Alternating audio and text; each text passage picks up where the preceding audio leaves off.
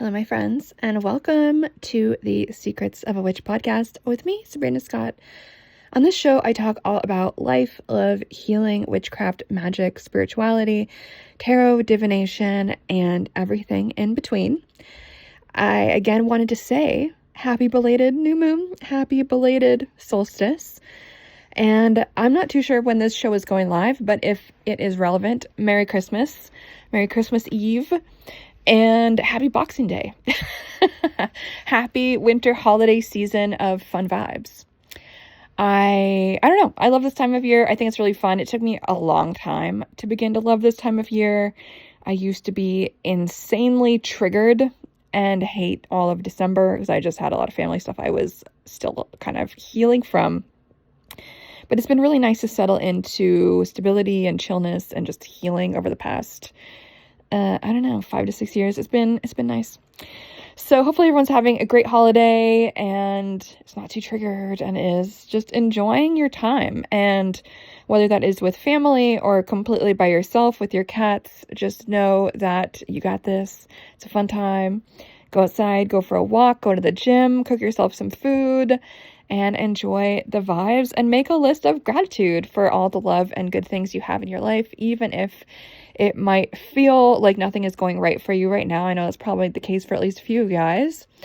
At least you can say, I'm thankful for the roof over my head. I'm thankful for my body being able to function. I'm thankful for my mind. I'm thankful for my relationship to my spirituality. I'm thankful for the opportunity to wake up another day. Whatever it is that you need to ground yourself in, however simple or small it might seem, definitely take a moment to do that today. I think it is really, really important, and it can be really easy to lose sight of how much we really have in our lives. It can be really easy to lose sight of the simple pleasures and the simple wins that a lot of us forget to acknowledge. It's just important to just take a moment with that. So do that today for at least a few seconds. That's my homework to y'all.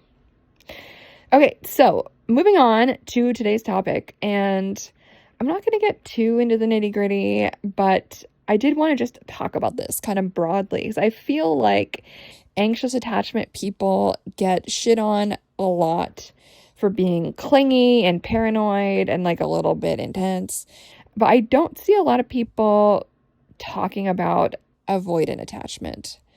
And just as a little primer, and this is super, super oversimplified, do go read more about this. If you're curious, there's tons of books on attachment theory. Highly recommend. So the very short version, the way I can kind of give you guys the Coles notes is there are a few different styles of attachment, right? And again, this is very broad.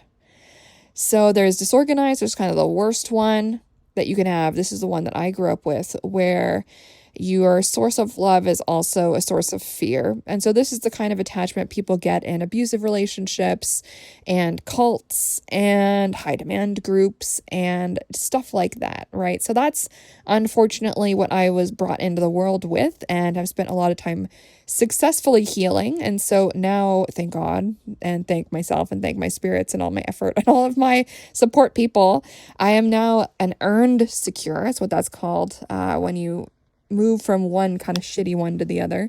Secure is a form of organized attachment. It is the best one. It is the most stable. You're able to kind of have security and assumption of security as a bit of a baseline. You don't really freak out when people are gone. You just assume that everything is all good. It is the most ideal attachment style. Like, it's the most emotionally chill attachment style. It's the attachment style that's easiest to be in a relationship with. And of the other organized types, we've got avoidant and we've also got anxious. And there's other names for these attachment styles. Maybe you've read books where people refer to this a little bit differently. That's totally valid. But for the purposes of this episode, we're going to go with this schema just to kind of keep it really simple for everybody. So anxious attachment is when someone is gone or not blowing up your phone 24/7, you kind of like have a panic. You freak out like, oh my God, are we still good? Are we cool? Like, am I still in a relationship? Am I going to be dumped? I haven't heard from this person in 3 hours. What is going on? Are they with someone else? Like, it's not always that extreme, but like anxious people always need this reassurance. It's like they're this bottomless pit of freaking out They don't have this kind of like object permanence of the relationship. They're just always kind of preoccupied with what is going on. And they just are in this constant state of needing reassurance. Unfortunately, oftentimes these folks can't really ever be reassured. It's just this kind of endless thing until they're able to find that security and worth and peace within themselves that helps them just like chill. And then on the flip side of that, there's the avoidant, which are people who are, in my mind, kind of afraid of closeness. These are people who can be a little bit kind of hard to notice. And like, it's just a little kind of sneaky, this form of attachment, because they can come off as secure at first. They can come off as healthy and stable and present.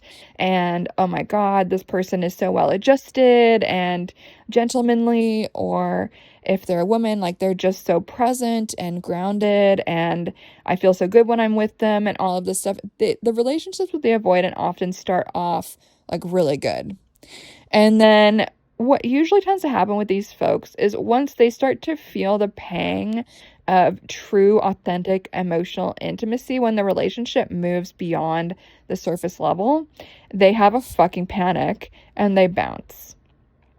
And so this can happen as early as a few dates, and it can happen a few months.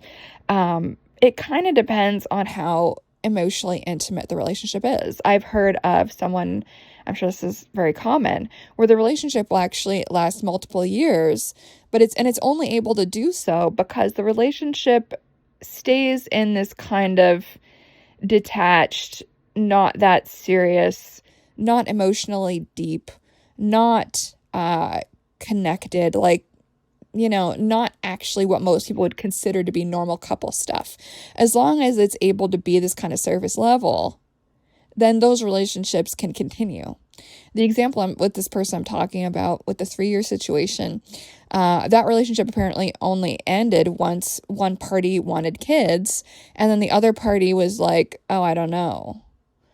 And it's like any normal sane person, it's like you kind of know by that point. You know what I mean? Like if you want kids with at all or with that person, or if you want to get married or whatever. So the avoidant attachment relationships will last as long as the other person is satisfied with kind of the bare minimum, the crumbs. But as soon as that person wants more, let's say marriage, kids, shared finances sometimes, like anything where there is an actual in-depth commitment, usually that is when the avoidant person is going to fuck off. And they have, I think, this fear of enmeshment and engulfment in relationships. I've heard avoidant people say they don't really want to take care of anyone. They don't want to be beholden to anyone.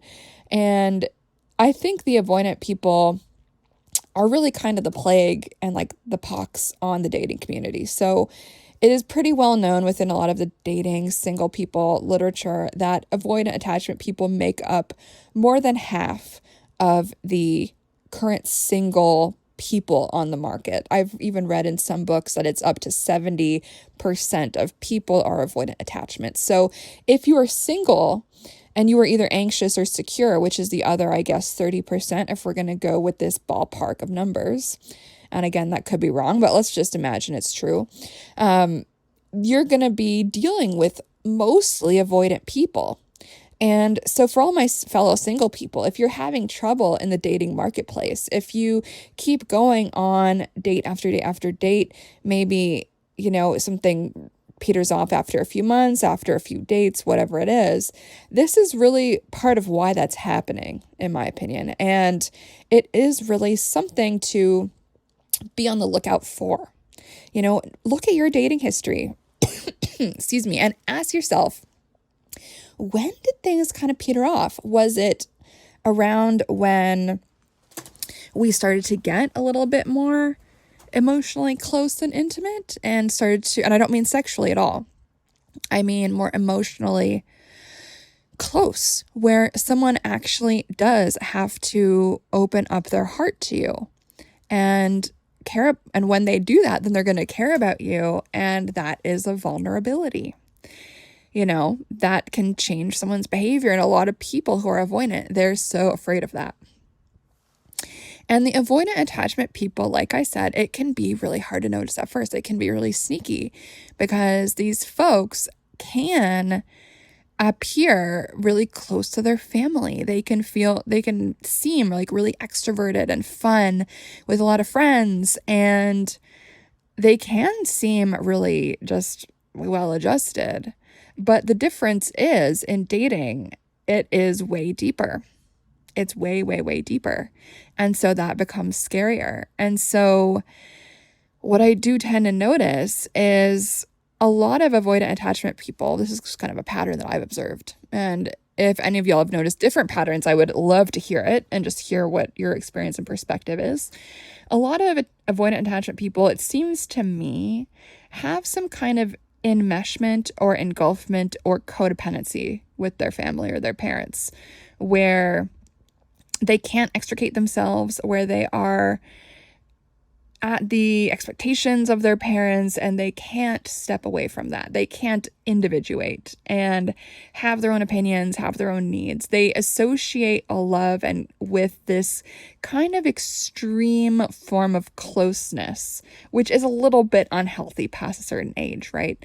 And so then they have a meltdown and freak out and run away at the first sign of emotional closeness in a relationship, because they're afraid that they're going to get as enmeshed and as engulfed and as obligated and as pressured as they will in their family of origin. And so they tend to just run. They're afraid of love. They're afraid of closeness. They're afraid of anything that is really deep and genuine, which I think is very fascinating. In my experience, the anxious attachment people, I've seen them coming from dysfunctional families where the family is actually really neglectful and doesn't really give any care, which is interesting because you would kind of assume it would be the opposite, but no, apparently, not at least in my experience. And so one of my friends, we've been talking about this, it's something I've encountered a little bit lately. It's fascinating. And she was basically like, the avoidant attachment people are the worst, and they need like some kind of thing to reveal them to everybody so that no one wastes their time with these type of people. And to some extent, I actually kind of agree with that, because the heartbreak from an avoidant attachment person is like honestly so brutal, because they say all the right things. They really show up as this amazing partner until all of a sudden they freak out because it's too real, too close, too loving, and they run away. And it can be completely shocking, because a lot of people in relationships with these folks are like blaming themselves, like, oh my God, what did I do wrong? Like, why did I have this amazing kind of perfect partner? And then all of a sudden it's like it never happened. Like they just discarded me out of nowhere. And it can be really shocking and really tough on people's self-esteem if they don't know what's going on. But this is just how a lot of avoidant attachment people operate. They just run and freak out. And this is part of my inspiration for the last episode that I recorded for this show, which is like, if someone dumps you, let them. Because if you chase an avoidant attachment person, like, you know, it's just going to be the same thing happening again. Like, can avoidant attachment people heal? Absolutely. But they have to want to do it, and they have to do it themselves. And so it's better to just listen to their no than to chase them, because they know they're not capable of being in a relationship in any real way. I think the only time that these folks can be in a relationship is when they are doing kind of surface level breadcrumb relationship, and the other person that they're with either is also avoidant, so doesn't particularly give a shit and finds that totally fine, or the person just has such low self-esteem that they're completely okay settling for breadcrumbs because they perceive the other person as being particularly attractive or out of their league or whatever. So they're fine settling with that, with the hopes that perhaps it will change, or maybe they're just fine with it because they think it's the best person that they can get in the dating marketplace. So it's definitely an interesting thing to be aware of. And if you are someone who is avoidant listening to this, feeling like I'm blasting you, like I kind of am, you know, like y'all make life so much harder for everyone else. Like, please heal yourselves. And I mean that not in a snarky way, but like in a genuine way. You know, it is possible to heal that avoidant wound that you've got.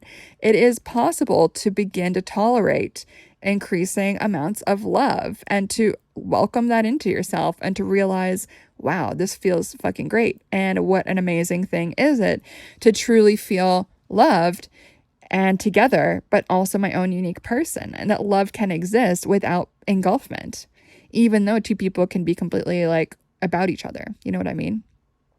And so if you're avoidant, how do you heal? Well, obviously therapy, I think, is a really good place to start.